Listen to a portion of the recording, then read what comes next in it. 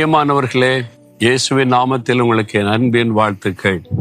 இந்த இடம் பார்க்குறீங்களா, ரொம்ப அழகா இருக்குல்ல. இந்த பக்கம் கடல், இந்த பக்கத்துல ஒரு பெரிய மேம்பாலம், இந்த பக்கத்துல ரயில்வே பாலம். இது ஒரு சரித்திர முக்கியத்துவம் வாய்ந்த ஒரு இடம்.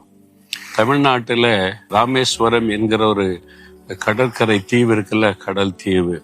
அந்த தீவுக்குள்ள வருவதற்கு போடப்பட்ட பெரிய பாலம் இது. ரயில்வே பாலம் வந்துதான் பிரிட்டிஷார் காலத்திலே போடப்பட்டது. இப்ப சமீபத்துல அதை புதிதாக்கி புதிய பாலம் அமைத்து புதிய ரயில்வேல அமைத்திருக்கிறாங்க. அதை தான் பின்னால பாக்குறீங்க. அப்போ சமீபத்துல தான் அது திறக்கப்பட்டது. இதுக்கு பேரு பாம்பன் பாலம் என்று சொல்லுவாங்க. இந்தியாவுடைய தென்கோடியில் இருக்கிற முக்கியமான ஒரு இடம் இது. நிறைய மீனவ சகோதரர்கள் இங்கே வந்து மீன்பிடி தொழில் செய்யறாங்க. அதுதான் அவருடைய வாழ்வாதாரம். இங்கதான் இந்தியாவில் நம்முடைய முன்னாள் ஜனாதிபதி உயர் திரு அப்துல் கலாம் அவர்கள் வசித்த பிறந்து வளர்ந்த இடம் தான் இந்த ராமேஸ்வரம். அது மாதிரி ஒரு சிறப்பு வாய்ந்த ஒரு இடம் இது. இங்கிருந்து உங்களோட பேசுவது எனக்கு சந்தோஷம். இன்னைக்கு ஆண்டவர் என்ன வார்த்தை வைத்திருக்கிறார் தெரியுமா? 1 பேதுரு 4:7 ஜெபம் பண்ணுவதற்கு ஜாக்கிரதை உள்ளவர்களாயிருங்கள்.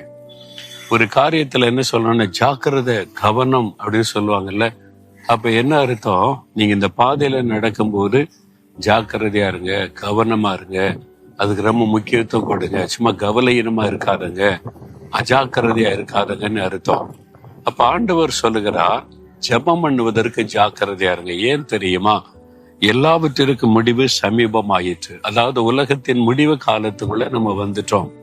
ஆண்டவருடைய வருகையின் காலத்துக்குள்ள வந்துட்டோம். சீக்கிரம் அந்த உலகம் முடிவடைந்து புதிய பூமி, புதிய உலகம் சிருஷ்டிக்கப்பட போகிறது. அதனால ஜெபம் பண்ணுவதற்கு ஜாக்கிரதையா இருங்க. அப்படின்னா எப்படி ஜாக்கிரதையா ஜெபிக்கிறதுனா, இயேசு சொன்னார், இடைவிடாமல் ஜெபம் பண்ணுங்க, எப்பொழுதும் ஜெபத்திலே விழித்திருங்க. அந்த மாதிரி எப்பொழுதுமே ஒரு ஜெபிக்கிற ஒரு ஆவியோட நம்ம இருக்கணும். அதிகாலை எழும்பி ஜெபிக்கணும், மாலையில ஜெபிக்கணும், இரவில ஜெபிக்கணும், சமயம் கிடைக்கும் போதெல்லாம் ஜெபிக்கணும். நீங்க வந்து ஜெபன உடனே இப்போ ஒரு இடத்துல முழங்கால் போட்டு அப்படியே ஜெபிக்கிறது மாத்திரம் இல்ல. கண்கள் திறந்திருக்கிற ஆட்களை பார்த்து ஜெபிக்கலாம், இடத்தை பார்த்து ஜெபிக்கலாம். ஜெபத்துல ஜாக்கிரதை உள்ளவர்களா இருக்கணும். அப்படின்னா அதுக்கு அதிக முக்கியத்துவம் கொடுத்து ஜெபத்துக்கு கவனம் செலுத்துங்கன்னு அர்த்தம். நீங்க ஒரு நாளைக்கு எவ்வளவு நேரம் ஜெபிக்கிறீங்க? உங்களுடைய ஜெப வாழ்க்கை எப்படி இருக்கு யோசித்து பாருங்க. வெறும் ஆசீர்வாதத்துக்கு மட்டும் ஜெபிக்கிறீங்களா? ஒரு நன்மை வேணும், ஒரு அற்புதம் நடக்கணும், அதுக்கு மட்டும் ஜெபிக்கிறீங்களா? அது சுயநலமான ஜெபம்.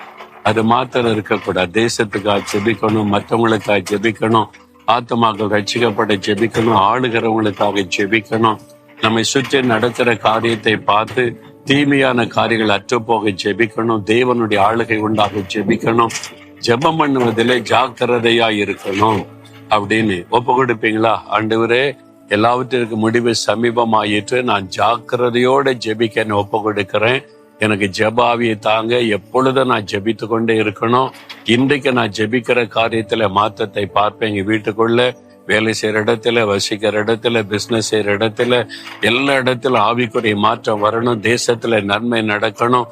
இயேசுவின் நாமத்தில் அதற்காக ஜெபிக்கிறேன் பிதாவே. ஆமேன், ஆமேன்.